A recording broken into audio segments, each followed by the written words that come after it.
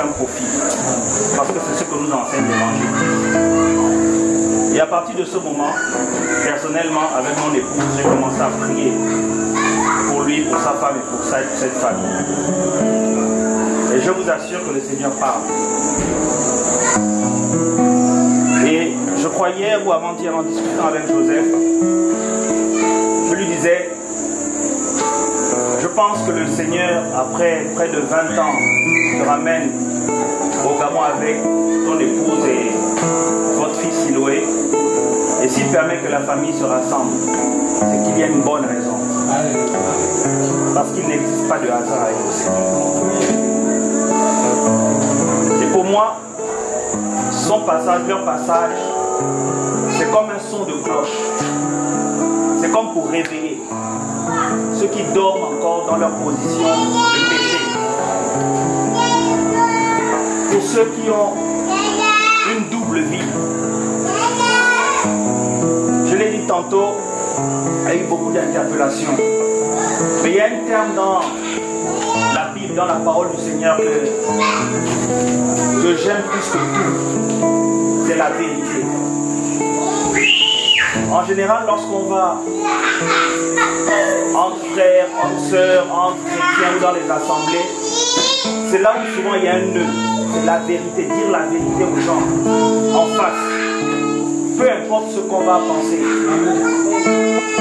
Mais malheureusement, aujourd'hui dans la plupart des assemblées, il est difficile aux conducteurs, aux anciens, aux pasteurs, quel que soit leur titre, leur fonction, de dire aux gens la vérité.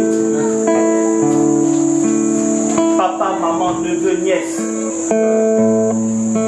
la mort frappe à la porte de chaque famille. Et en général, lorsque quelqu'un est parti, c'est à ce moment qu'on a tous les meilleurs qualificatifs pour cette personne. Ou alors on va appeler un prêtre pour faire une messe de requiem, pour dire que son âme soit dans le repos. La Bible nous enseigne qu'après la mort vient le jugement. Et le jugement du Seigneur est rude et difficile. Le Seigneur m'a parlé de vous, je ne vous connais pas particulièrement. Et il me faisait comprendre, je ne savais même pas que je devais intervenir, que dans cette famille, il faut faire le choix. De soit choisir ce qui ne convient pas au Seigneur, soit ce qui convient au Seigneur. Ce n'est peut-être pas facile, mais c'est la vérité. Au-delà des aspects, on sait que les chrétiens ne doivent pas avoir de copines. Il faut renoncer aux œuvres mortes des ténèbres, aux alliances que vous avez faites, telles le djembé. J'ai l'habitude de dire que je peux dire la vérité haut et fort, qu'on passe à la télévision, qu'on aille partout, parce que je ne demande pas d'argent aux gens. Parce qu'on n'a pas besoin de vos dîmes. Déjà que les dîmes aujourd'hui, il faut plus les payer. Chrétien et djembé, ça ne marche pas. Chrétien au Koukoué, c'est n'importe quoi. Et je sais de quoi je parle. Feu mon père habitait à Téligère en face du cimetière. Je suis à plus de 50% Pongoué. Je sais comment les choses fonctionnent. Je sais comment on a pratiqué ces choses. Et le Seigneur a permis que j'épouse une femme Pongoué. Et quand on s'est marié, elle m'avait dit qu'elle avait fait ça. Et je lui ai dit, apporte-moi toutes ces affaires. On a brûlé ces affaires de djembé. Il ne nous est rien arrivé. Trop de familles sont enchaînées dans les traditions. Trop de jeunes filles sont confiées aux sirènes des eaux. C'est pourquoi pour la plupart on les envoie pour aller chercher les hommes mariés. Pour briller. Pourquoi? C'est parce qu'au départ il faut faire un choix. Je ne sais pas et je ne veux pas m'avancer. Je ne sais pas ce qui va se passer après le passage de Joseph et de son épouse. Je dis, le Seigneur m'a dit, c'est comme un jugement. C'est comme un choix dans cette famille. Papa, maman, nous ne sommes pas venus demander à manger ou à boire. Nous ne sommes pas venus vous demander qu'on veut déposer un dossier pour avoir un poste budgétaire, pour avoir quoi que ce soit. Ça ne nous intéresse pas. La chose la plus importante, c'est vos âmes devant le Seigneur. Amen. Que ceux qui sortent avec des hommes mariés arrivent à se repentir qui volent, ceux qui trichent, ceux qui sont dans les avortements, ceux qui sont les titiers, la franc-maçonnerie et la rose-croix. L'heure est grave. Dans cette famille, il faut faire un choix. Il faut arrêter avec les masques que vous portez, les hypocrisies. 2 masques. Le masque du mensonge et le masque de la vérité ne peuvent coïncider ensemble. Soit vous voulez le Seigneur, soit vous ne voulez pas le Seigneur. Le Seigneur revient. Et on parle comme ça, je parle comme ça, ce n'est pas parce que je suis au-dessus de vous, mais parce que on a un peu d'âge et on a vécu ces choses.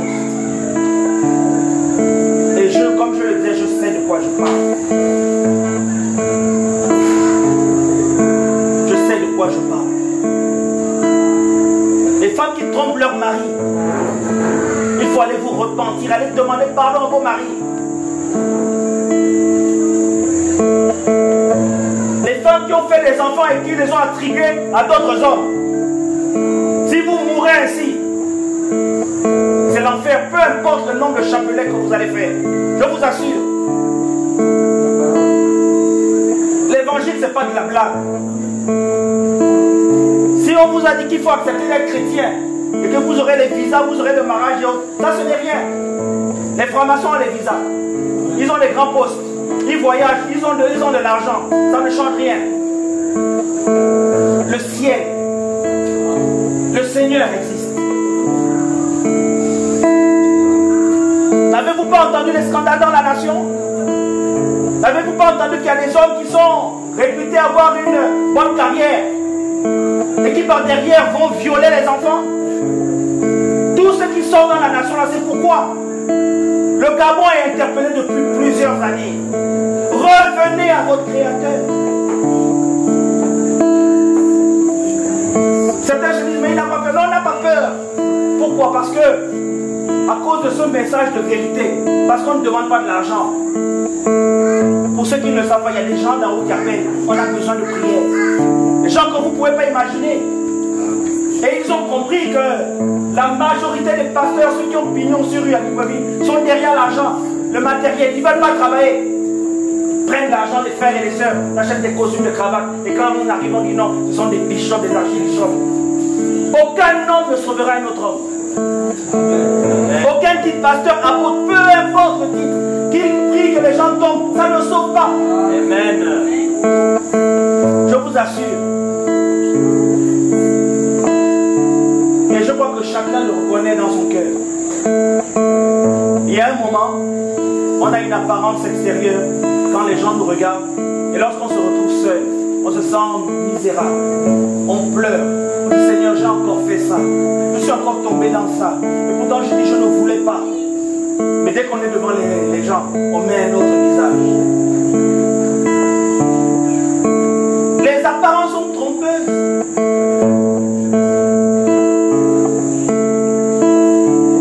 C'est pourquoi aujourd'hui, même me faire confiance à moi, ne le faites pas. Demain, je peux revenir, ça ne se fera pas. Et venir dire que non, je veux venir draguer une fille ici. Ne faites pas confiance aux hommes. Je vous le dis pourquoi. Parce que les hommes vont décevoir. Les femmes vont décevoir. Vos propres femmes vont vous décevoir. Mais chaque être humain, à partir du moment où il vient en vie, la Bible dit que le Seigneur a pris Adam et il a soufflé dans ses narines. Et la vie est entrée. Un seul est digne de rester devant nous. Son nom c'est Jésus-Christ de Nazareth, Yeshua HaMashiach. Amen. Que ce soit l'homme qui te donne des bijoux, qui te promet les terrains, qui te fait voir tout ceci, cela, qui t'achète les derniers téléphones, on s'en fout. L'argent, on s'en fout. Dites-moi, où est Omar Bongo? N'était-il pas l'homme des hommes les plus riches? C'est fini. Où est Michael Jackson? Où sont toutes ces grandes stars là? Où sont tous ces grands maîtres francs-maçons? Après, ils sont où? Frère, la vérité, ça c'est un prix. On décide de t'enfermer, je n'ai dit que la vérité.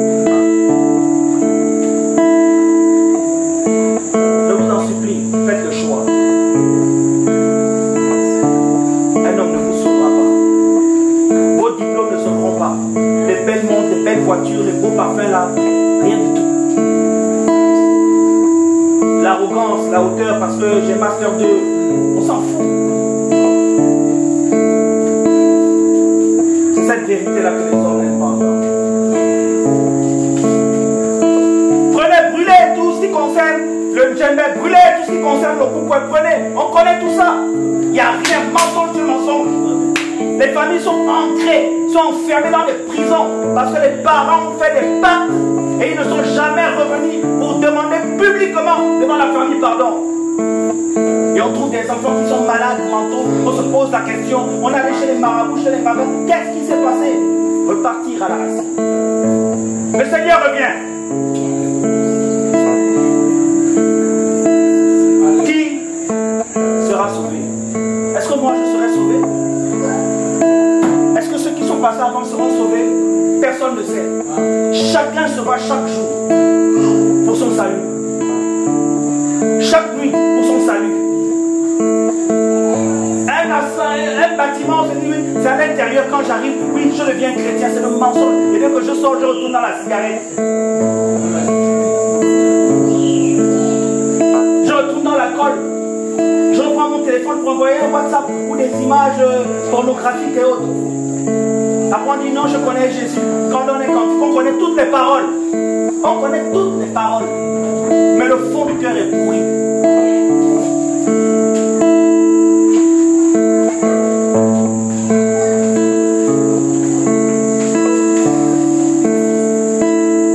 Il y a trop d'initiation dans nos familles. Il y a trop de sorcellerie. Il y a trop d'alliances.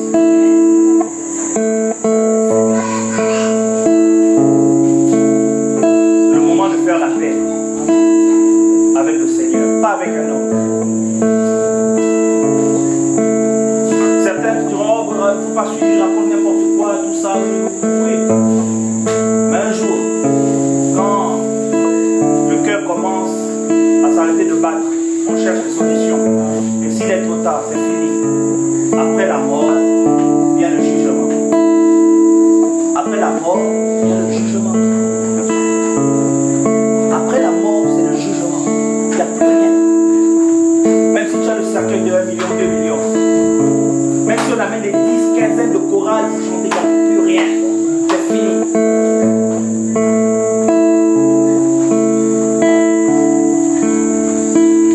Rapport sexuel en mariage, on l'a dit. C'est grave. Les jeunes filles sont infectées. Elles n'ont même plus peur d'aller avec les hommes qui ont l'âge de leurs parents. Ils n'ont plus peur. Moi, à mon époque, quand j'étais beaucoup plus jeune, je ne connaissais pas ça. Jeune fille 15 ans, 16 ans, elle regarde le papa, le satan dans les yeux. Où est-ce qu'on va? Où est-ce qu'on va?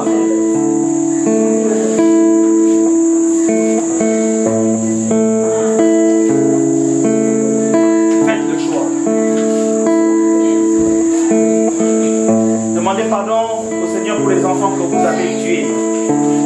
Parce que c'était des assassinats.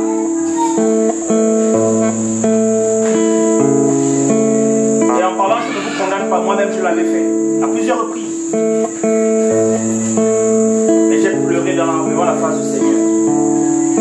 Honnêtement, j'aurais dû être en prison. Comme ceux qui tuent des personnes physiques.